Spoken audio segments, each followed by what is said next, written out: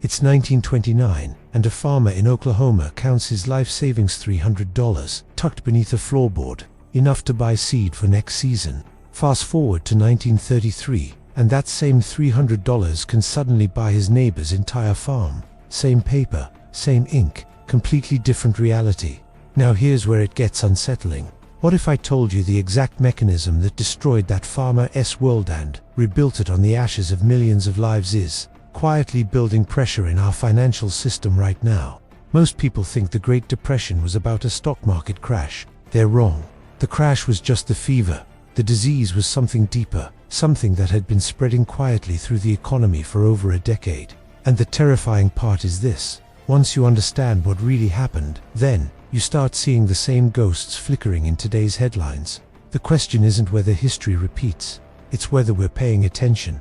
This matters because the Great Depression was just an American disaster. It was a global restructuring of wealth, power, and human suffering. 1 in 4 workers lost their jobs. Banks evaporated overnight. Families broke apart. But beyond the pain lies something more profound, a pattern. A repeating cycle of debt accumulation, monetary manipulation, and collapse that echoes through centuries of financial history. Understanding this isn't about predicting doom, it's about recognizing patterns. Because whether you're trying to protect your savings, plan your career, or simply make sense of why economic anxiety keeps creeping higher, the mechanics of what happened between 1929 and 1939 offer a crucial lens. Here's what's at stake: your purchasing power. How the value of money itself can be weaponized or destroyed through policy decisions most people never see coming. Employment stability. Why strong economies can collapse into job deserts almost overnight. Wealth inequality. How crises consistently move money upward, and why that keeps happening.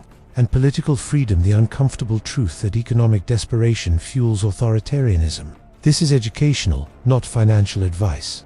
I'm not here to sell you gold or predict a crash. What I am offering is perspective, the ability to recognize the same warning signs that economists and historians have traced across multiple collapses. By the end of this, you'll understand the 3 hidden drivers that actually caused the Great Depression, the ripple effects that reshaped the world, and which of those patterns are clearly visible today. The conventional story you learned, the stock market crashed and things got bad, is dangerously incomplete. The real story explains why some very smart people are quietly sounding alarms right now. So let's start at the root. The first driver was the decade-long credit explosion of the 1920s. The Roaring Twenties weren't really prosperous, they were drunk on debt. The economy was like a party where everyone kept drinking, but the alcohol was borrowed money. Between 1921 and 1929, total debt, consumer, corporate, real estate expanded at unprecedented rates. The Federal Reserve, still a young institution, kept interest rates artificially low, flooding the system with easy money. When money's cheap, people borrow. When they borrow, they spend. When they spend, prices rise, especially asset prices like stocks and real estate. Everyone feels richer, so they borrow even more. It's a feedback loop, an illusion of prosperity built on leverage. By 1929, you could buy stocks with just 10% down, borrowing the rest. The entire market became a leveraged bet on endless growth. This wasn't accidental. The Fed's policies were deliberate, possibly to support Britain's return to the gold standard or under pressure from banking interests that profited from the boom. Either way, the result was the salmonflate, now pay later. But easy money alone didn't cause the collapse.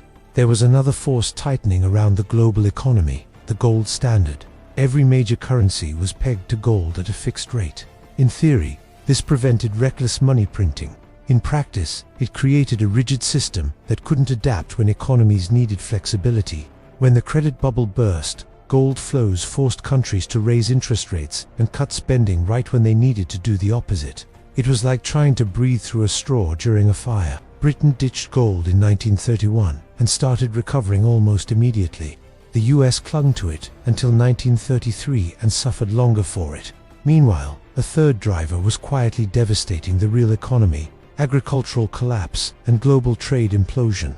American farmers had expanded massively during World War I to feed Europe. When Europe's farms recovered, US prices crashed, but farmers were still buried in debt. Rural banks failed by the hundreds, years before Wall Street even cracked. Then came the Smoot-Hawley Tariff of 1930, an attempt to protect American industry that backfired horribly. Other countries retaliated. Global trade collapsed by 2/3, and the recession turned into a depression.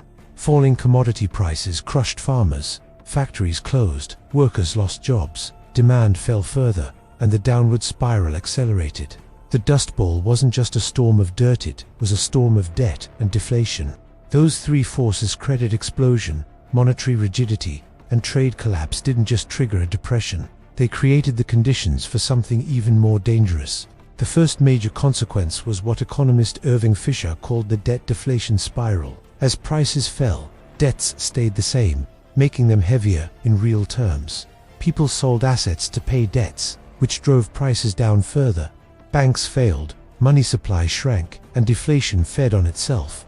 Between 1929 and 1933, the US money supply contracted by 1/3, prices fell 25%, and debt burdens exploded.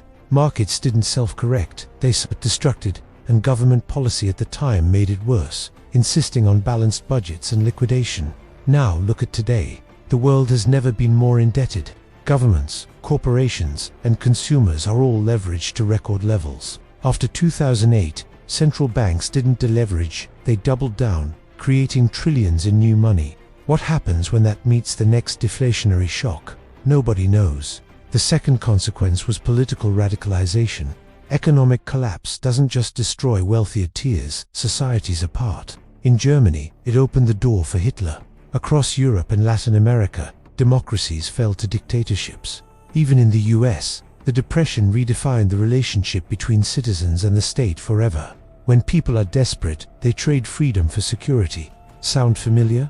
And finally, the third consequence, the permanent monetary revolution. The gold standard died. Governments took on permanent economic roles. Central banks gained immense power. The emergency measures of the 1930s never went away. Today, central banks can create trillions with a keystroke. Governments spend freely, assuming they can always print or borrow more. Some say this flexibility prevents another Great Depression. Others warn it has created moral hazard on a massive scale, encouraging endless risk-taking, because everyone expects a bailout. The real question isn't whether these tools work, it's what happens when they stop. Think back to that Oklahoma farmer. His story captures the essence of what we've explored. The Great Depression wasn't just about a market crash. It was about the collapse of a financial system that looked stable, and it wasn't. Those three drivers, easy credit, monetary rigidity, and trade collapse, exposed how fragile prosperity can be when it's built on leverage and illusion. And the consequences, debt deflation, political upheaval, and monetary transformation, reshaped the entire 20th century. Now, when we look at today's world, record debt, central banks printing money, rising trade tensions, and political division, we're not seeing an exact repeat of 1929, we're seeing something potentially more dangerous. All the same vulnerabilities, but amplified, interconnected, and global. Optimists say we've learned the lessons. Pessimists say we've just buried the risks deeper. Maybe both are right. History doesn't repeat, but it rhymes. And right now, the rhyme sounds hauntingly familiar. The dust bowls of debt are forming again. We can see them on the horizon if we're willing to look. If this kind of analysis helps you see the bigger picture, hit like and subscribe for more deep dives, connecting past patterns to future risks. These aren't easy topics, but understanding them might be the most valuable knowledge you'll ever gain. Now I want to hear from you. Which of these Depression-era patterns worries you most about today's economy? The debt levels, the monetary experiments, or the political polarization? Let's talk about it in the comments.